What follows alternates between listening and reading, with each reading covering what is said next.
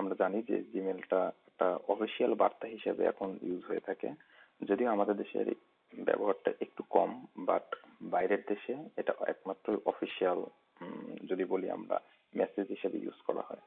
So actually কাদের এটা দরকার, প্রথমেই বলি আমাদের যারা স্টুডেন্ট আছে তারা হচ্ছে যদি কোনো সময় হায়ার স্টাডির জন্য ট্রাই করে, দেন অবভিয়াসলি তাদেরকে একটা জিনিস অবশ্যই মেনটেন করতে হবে, সেটাকে আমার প্রফেসর ম্যানেজ করা লাগবে। প্রফেসরের সাথে কথাবার্তার জন্য সবচেয়ে যে ভালো মাধ্যম সেটা হলো এই ইমেল ইউজ করা। এখন এই যখন প্রফেসরকে কোনো মেল করা হয় তখন হচ্ছে বিভিন্ন ধরনের অফিসিয়াল ল্যাঙ্গুয়েজ ইউজ করা হয়, প্যাটার্ন ইউজ করা হয়, বাট যেটা সবচেয়ে বেশি ইম্পর্ট্যান্ট সেটা হচ্ছে প্রফেসর যেন সেই ইমেলটা একটু খুলে দেখে বা পড়ে দেখে যে সে ইন্টারেস্ট ফিল করতেছে বা করতেছে কিনা। এই এট দিস টাইম যেটা সবচেয়ে বেশি ইম্পর্টেন্ট সেটা হচ্ছে প্রফেসর কোন সময় এই ইমেলটা পড়বে।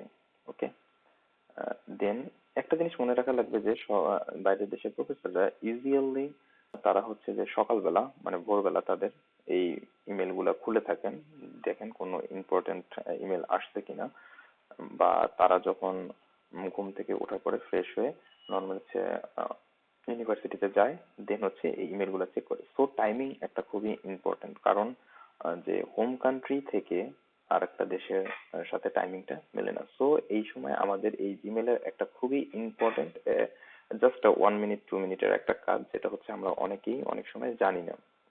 এটা হচ্ছে কি আমরা আসলে একটা শিডিউল টাইম সেট করে রাখতে পারি, ডেট সেট করে রাখতে পারি যে এই টাইমে বা এই ডেটে ওই ইমেলটা স্বয়ংক্রিয়ভাবে বা অটোনমাস ভাবে সেটা চলে যাবে। আমি আজকে জাস্ট দেখাবো যে সেই ইমেলটা কিভাবে ইজিলি আপনার সেটিংসটা করা যায়। This is normal. ওকে, আমরা একটু দেখি। প্রথমে হচ্ছে কি আমার জিমেল অ্যাকাউন্টটা খুলে নেবেন এখানে www.gmail.com। ওকে, এখন আমি যখন কম্পোজ ইমেলে যাব তখন আমার যে এই জায়গায় একটা নিউ মেসেজের ফোল্ডার আসবে, সাপোজ আপনি যাকে পাঠাতে চান টু, ওকে, এটা আপনার ইচ্ছা যে কোনো কাউকে পাঠাতে পারেন। সাবজেক্ট দিলেন যে হলো প্রসপেক্টিভ রিসার্চ অপরচুনিটি বা প্রসপেক্টিভ পিএইচডি ক্যান্ডিডেট এটসেট্রা দিলেন। দেন হচ্ছে কি আমার প্রফেসর দিলেন, প্রফেসরের নেম এটসেট্রা, তারপর হচ্ছে আপনার ফুল বডি লিখলেন।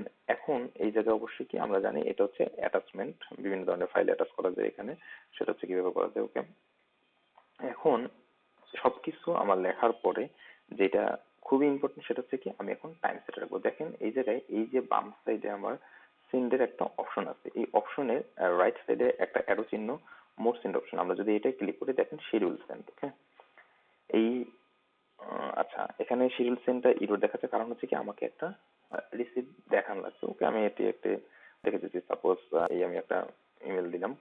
সো এখন আমার এখানে করা লাগবে কি, আমি যদি এখন শিডিউল সেন্ডে যাই তাহলে দেখেন এই জায়গায় বিল্ট ইন কিছু টেন্টেটিভ আপনার পরের ডেটে তারা বা টাইমে দেখাবে, বাট এইটা আমার জন্য আমি কি আপনি নিজের ইচ্ছায় বা আমি হচ্ছে নিজের ইচ্ছায় সেই টাইম এবং ডেটটা পিক করতে পারি।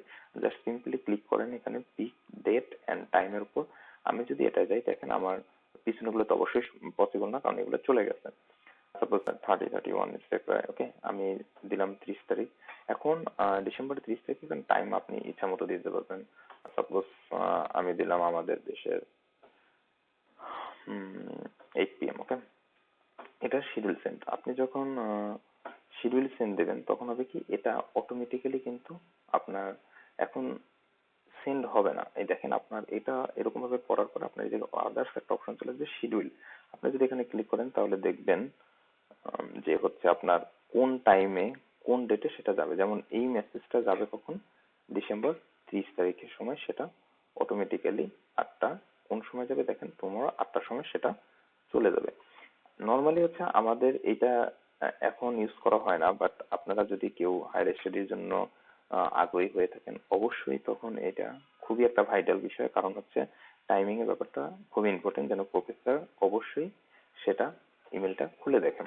ওকে, আরেকটা জিনিস একটা সাজেশন দিয়ে রাখি, অনেক সময় ইমেলটা হচ্ছে ট্র্যাকিং করার জন্য কোনো সফটওয়্যার বা থার্ড পার্টি অ্যাপস ইউজ করা হয়, বাট বেটার অপশন হচ্ছে অবশ্যই সেই অ্যাপটি ইউজ করবেন না।